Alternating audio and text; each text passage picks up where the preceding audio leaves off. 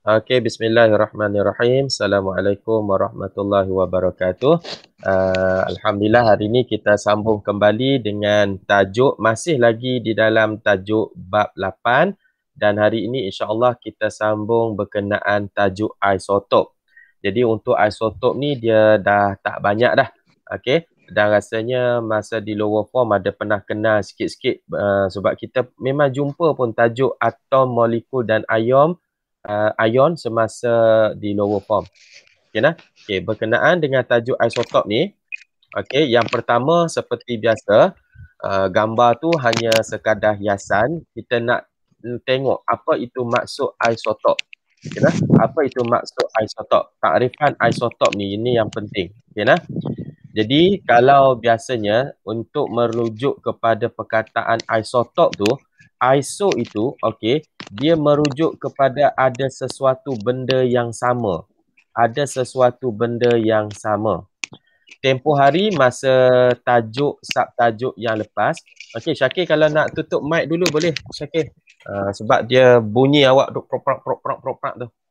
Okey terima kasih. Okey, dia merujuk kepada ada suatu benda yang sama. Okey nah. Jadi sebelum ni, dalam tajuk sebelum ni, kelas yang sebelum ni kita ada belajar di dalam tajuk atom. Di dalam atom ini dia terpecah kepada 3. Okey, dia ada zarah subatom iaitu proton dan juga elektron. Okey, dan satu lagi dia ada neutron. Okey, ini adalah zarah subatom. Jadi bila sebut tentang isotop bagi atom, jadi kita kena tahu takrifan dia ada satu benda yang sama. Jadi kat sini notanya ada kat bawah ni, iaitu bilangan proton yang sama, okey, tetapi bilangan neutron yang berlainan ataupun juga kita boleh kata berbeza. Jadi bila nak bagi takrifan kepada apa itu isotop, ia sebenarnya merujuk kepada atom-atom. Atom-atom unsur yang sama, okey, mempunyai, ni keyword dia, kata kunci dia. Merujuk kepada perkataan pertama sama, apa dia? Atom unsur yang sama.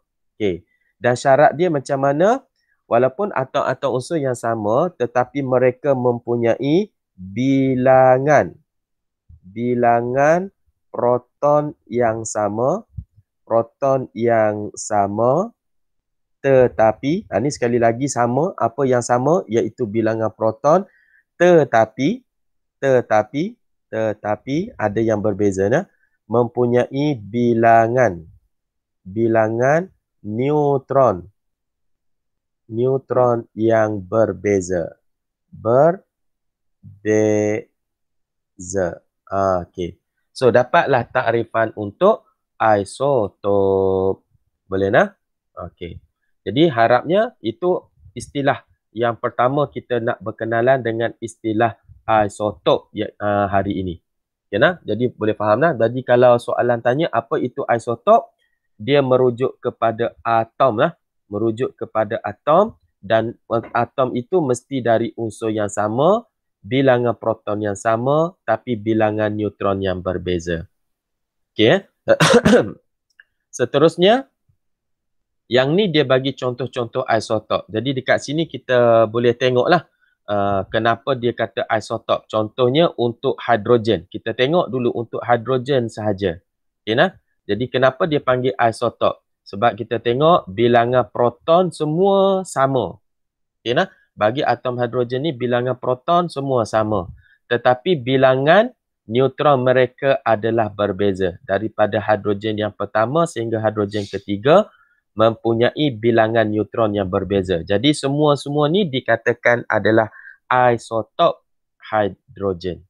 Sama juga untuk karbon. Okey, ini kita tengok grup kumpulan isotop untuk karbon. Isotop karbon, bilangan protonnya semua ada 6. Karbon 12 ke, karbon 13 ke, karbon 14 ke, semuanya ada 6 proton.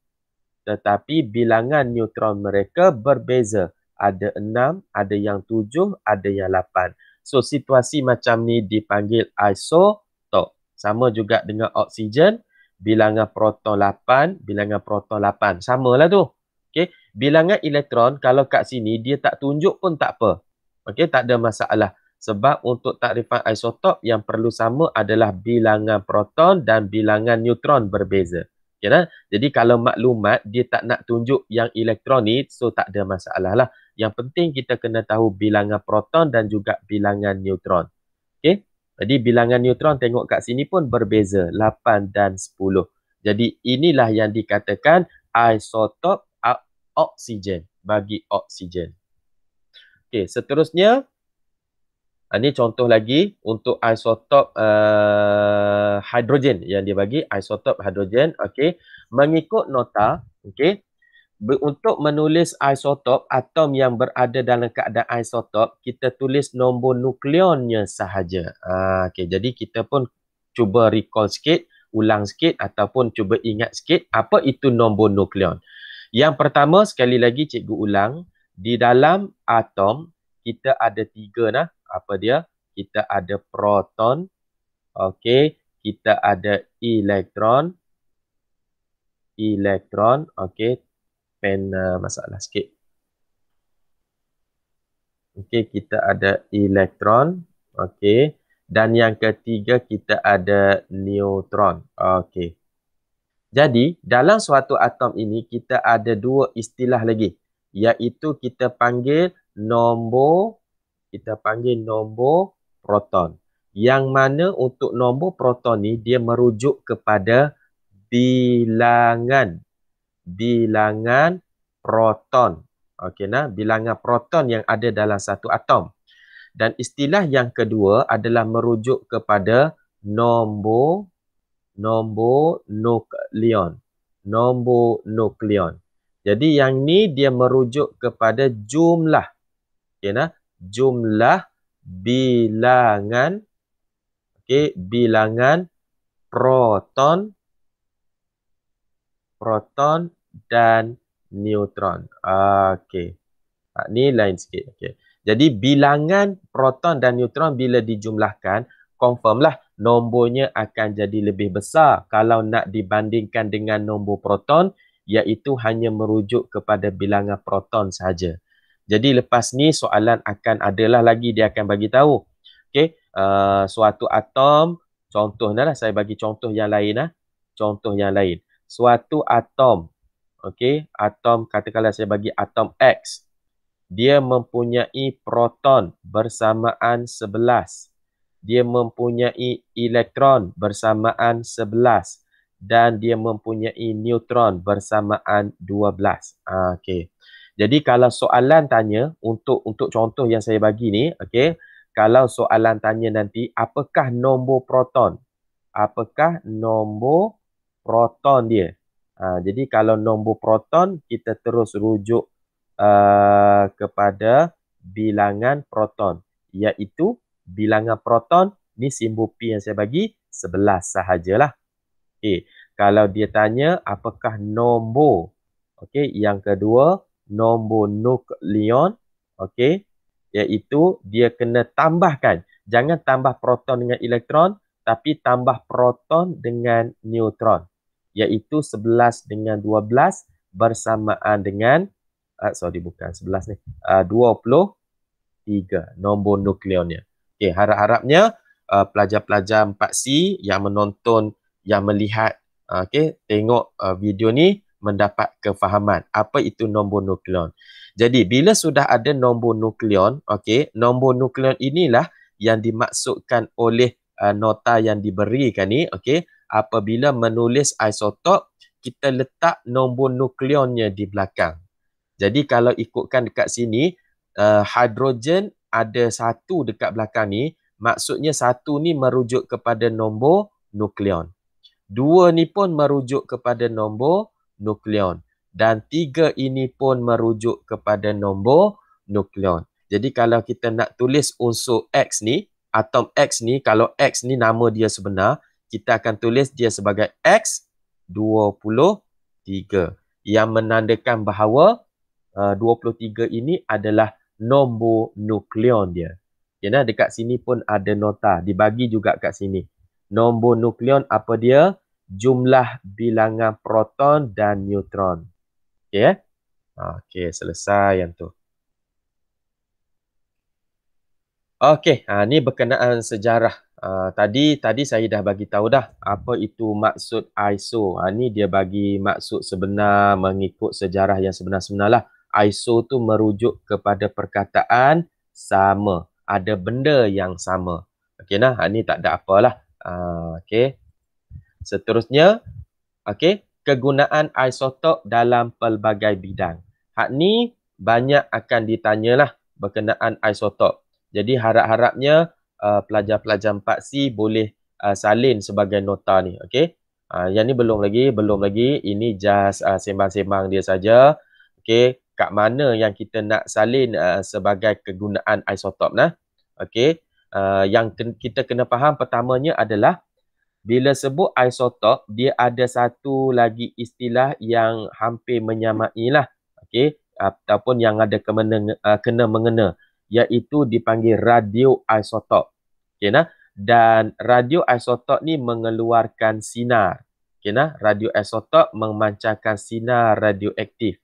Okey, ada sinaran. Sinaran ni bunyi mungkin kita tak familiar, tapi kalau dalam istilah perubatan, kita biasa pergi buat sinar X ataupun dipanggil juga X-ray. Itu sinar lah, salah satu sinar. Okey. Jadi apakah kegunaan-kegunaan isotop apabila dia boleh mengeluarkan sinar macam ni? Jadi ada sebab lah dan ada kegunaan dia. Okey nah. Digunakan hak ni secara umum aja dulu. Okey. Digunakan dalam bidang yang pertama, dalam bidang perubatan, dalam bidang pertanian, dalam bidang perindustrian, dan keempat penjanaan tenaga, dan juga kelima penyelidikan. Penyelidikan ni banyaklah. Okey.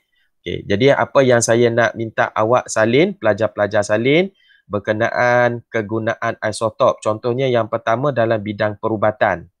Okey, hak ni baru jadi nota tercepat. Okey, dalam bidang perubatan, hak ni sebagai notanya. Okey nah. Jadi hak ni, sinar gamma daripada kobalt 60, dia dah terturun ke bawah tu. Kalau boleh yang kobalt 60 tu adjust supaya awak boleh tulis macam ni. Kobalt, okey, kobalt dash 60. Kalau boleh bagi tulis satu baris macam ni. Hak ni dia dah terturun sebab ruangan. Okey, jadi sinar gamma. Okey, kobalt 60 ni boleh mengeluarkan sinar gamma, dan sinar gamma ni boleh membunuh sel kanser. Ini nota yang pertama. Kegunaan isotop yang pertama dalam bidang perubatan. Okey.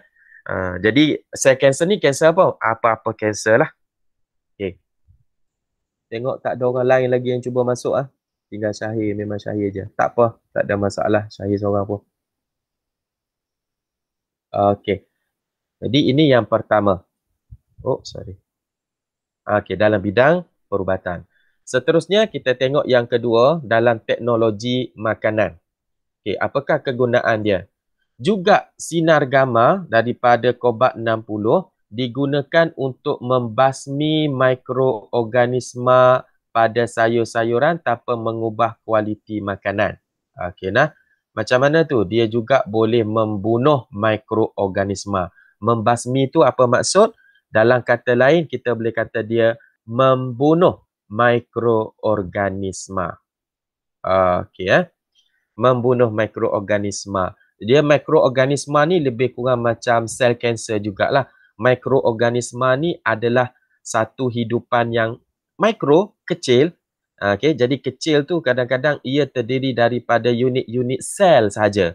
Okey, tak nampak kaki, tangan, kepala semua tu tak nampak. Dia hanya unit sel saja. Jadi kobalt 60 menghasilkan sinar gamma, dia boleh merosakkan ataupun membunuh sel tersebut. Okey okay. Ada bunyi mesej macam orang dengar nak masuk. Tak masuk. Okey, tak apa. Seterusnya, ini nota lah. So nota yang kedua, kegunaan kedua. Masih lagi sinar gamma dari kobalt 60. Jadi apakah isotopnya? Kobalt 60 ni lah. Jadi tajuk yang kita belajar hari ni isotop. Mana isotopnya? Kobalt 60. Okey. Dalam bidang pertanian pula. Okey. Okey, jadi isotop yang digunakan adalah fosforus 32. Ni isotop fosforus 32. Ni isotopnya. So, apakah kegunaan isotop fosforus 32 ni? Adalah untuk mengkaji. Okey, ini dalam bentuk kajian lah. Mengkaji kadar penyerapan baja fosforus dalam tumbuhan. Tu kegunaan dia. Okey, kegunaan fosforus 32. Okey. Seterusnya, tamat. Jadi untuk hari ini sebenarnya pendek saja video kita, rakaman kita sebab just nak menghabiskan tu. Jadi insya-Allah selepas ini saya akan cuba untuk menyediakan latihan. Okey, untuk menyediakan latihan bagi dijawab. Okey, so setakat ni Syahir, okey, ada apa-apa nak tanya? Saya nak stop lah ni, tak mau buat panjang-panjang, tak ada orang pun. Syahir, masih bersama saya? Tak ada. Tak ada. Okey, so kalau tak ada, saya nak stop recording. Mungkin kejap-kejap lagi saya akan hantar soalan dalam bentuk Google Form. Dan jadi cuba jawab kat sana. Okey dah? Kalau ada terjumpa kawan-kawan yang sekelas, yang tak pernah hadir kelas tu, kirim-kirim salam lah. Okey, Assalamualaikum warahmatullahi